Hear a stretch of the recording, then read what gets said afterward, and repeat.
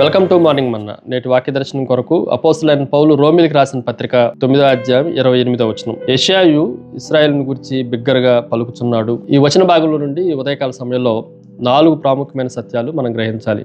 Number 1, it is A revolution, ప్రకటన. యెషయా భక్తుడు బిగ్గరగా కేకలు వేస్తా ఉన్నాడు.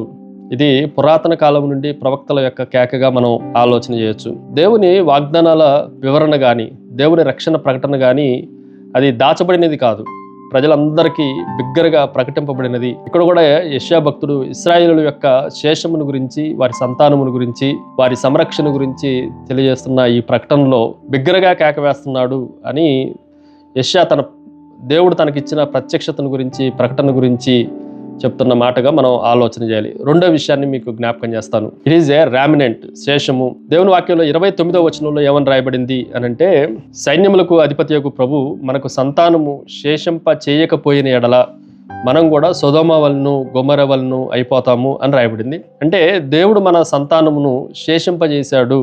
ఒకవేళ చేయకపోతే, శేషాన్ని ఉంచకపోతే మన పరిస్థితి కూడా సొదొమ గొమొర్రాలు ఎలాగైతే కాలిపోయావో, ఒక్కళ్ళు కూడా మిగలకుండా అయిపోయారో అలాగే అయిపోయేవారు అని యెషయా ప్రవచన గ్రంథంలో నుండి అపోస్తలుడైన పౌలు ఎత్తి రాస్తా ఉన్నాడు. అంటే ఇశ్రాయేల్లో శేషమును దేవుడు ఉంచుతున్నాడు. అది దేవుని సంరక్షించే కొంతమందిని ఎప్పుడు ఉంచుతాడు అన్న విషయాన్ని కూడా మనం జాగ్రత్తగా ఆలోచన చేయాలి. అది మన శక్తి పైనో, మన భక్తి పైనో, మనకున్న యుక్తి పైనో ఆధారపడలేదు. కానీ కేవలం దేవుడు తన ఉచితమైన ప్రేమ చేత కొంతమందిని భూమి మీద భక్తులైన వారిని కానీ, ఇష్టమైన వారిని కానీ ఉంచుతున్నాడు అన్న విషయాన్ని మనం గ్రహించాలి. మూడో విషయాన్ని మీకు జ్ఞాపకం చేస్తాను. ఇట్ ఈజ్ ఏ రెఫ్యూజ్, ఆశ్రయము. ఎలాగైతే దేవుడు మనకు ఆశ్రయంగా ఉంటున్నాడో, ఇది మానవ శక్తిని పైన కానీ, మానవుని యొక్క భక్తి పైన కానీ, మానవుని యొక్క మంచి లక్షణాల పైన కానీ మనము శేషంగా మిగిలి ఉండట్లేదు.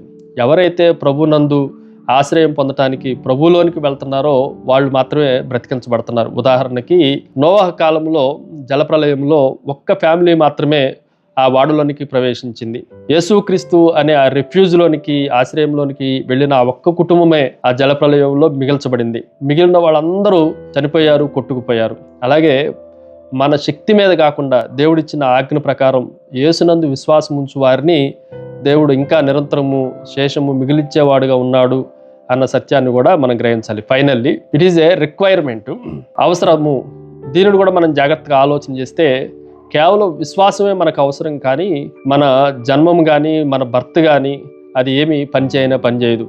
కొన్నిసార్లు మనం అనుకుంటాం, ఇశ్రాయేలుగా పుట్టినట్లయితే, క్రైస్తవ కుటుంబంలో జన్మించినట్లయితే, మందిర అనుభవాల్లో మనం ఉన్నట్లయితే దేవుడు మనకి మేలులు చేసేవాడు, ఆశీర్వాదం చేసేవాడు అని అనుకుంటాం.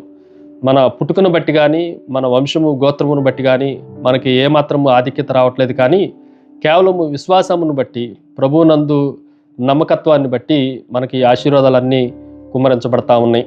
ప్రార్థన. సకల ఆశీర్వాదములకు కారణభూతులకు తండ్రి, మరొకసారి ఇశ్రాయేలును మీరు శేషం ఉంచినట్లుగా మమ్మల్ని కూడా భక్తి కలిగిన వారిని, మా తదనంతరం మా పిల్లలకి ఆ మేలులన్నింటినీ, ఆశీర్వాదాలన్నింటినీ కుమ్మరించడానికి, భక్తుల్లో కొంతమందిని నీకు ఇష్టమైన వారిని మీరు తర్వాత తరాల వారికి అందించే గొప్ప దేవుడు అని మిమ్మల్ని స్తుతిస్తున్నాం. ఆ విధంగా మమ్మల్ని కూడా తండ్రి నీ ఆశ్రయపురములో దాచిపెట్టి భద్రపరిచి మీరే వాడుకోమని యేసుక్రీస్తు శక్తి కలిగిన నామమున అడిగి వేడుకుంటున్నాం తండ్రి. ఆమెన్.